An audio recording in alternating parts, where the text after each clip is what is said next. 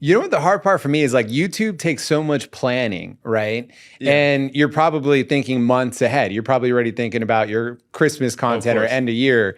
But TikTok, you have to be in the moment. And sometimes for me, I have a hard time transitioning from like long-term thinking and planning to being able to say, hey, I'm going to stop running a company now and like everything I have to go focus on building this minion. And like, because you don't want to miss the trend either. So how do you like find the time to jump on things so quickly on TikTok? Well, that's where you build a team around it. That's kind of obsessing over that. Because we basically... So every Monday I do gaming. So that's a couple hours. We'll film our gaming videos for the week. And then after that, we'll film a bunch of Reacts videos.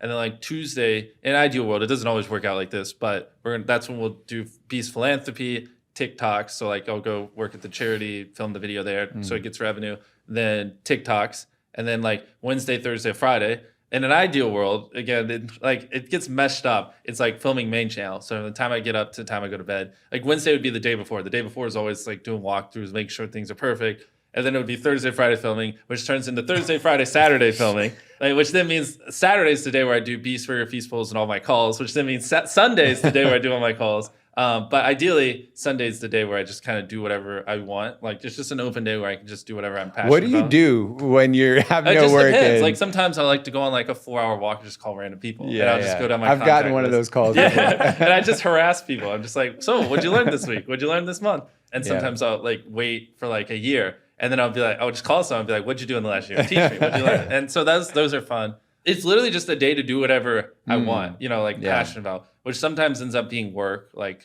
trying to figure out which countries like our content and don't speak English, so we should go into next to like build the audience, or other times it's literally just sitting in my backyard trying to meditate and see why people do it. You know what I mean? Like that's what I was doing 2 Sundays ago.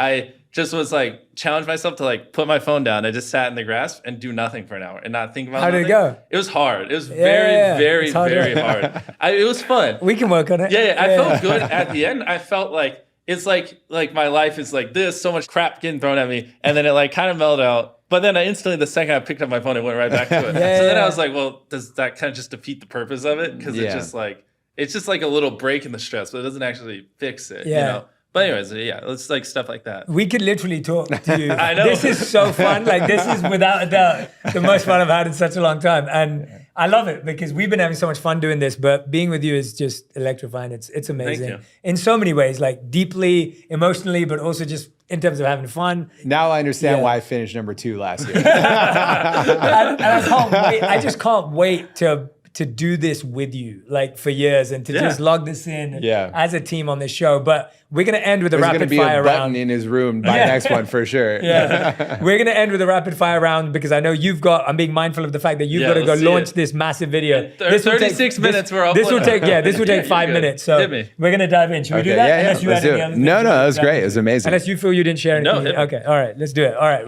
rapid fire with Mr. Beast. So if you were to have dinner with Elon Musk and could only ask him one question, what would it be? Oh gosh, I would probably ask him, how do you manage your thoughts, honestly? Because he has so many companies. Like, how does he just like organize his brain without it exploding? If you could have shared anything with Steve Jobs, not a question, but shared something with him, what would you have said to him? God, I would just want to like the book, because obviously everything we know is secondhand. So I've seen every interview he's done. I've read his biography. I've seen all like 4 movies. I would more just be curious, like, is he actually how it's portrayed, or is it like just a little different? You know what I mean? Because like everyone, even you guys sometimes, like you're different when you're around your wife than you are when you're around us. Like I'd love to see Steve in just a truly relaxed moment and then just pick his brain. You know what I mean? So you're playing poker with 4 people. Okay. And so you're one, Steve Jobs the other, Elon Musk the third. Who's the 4th person? Or Catan.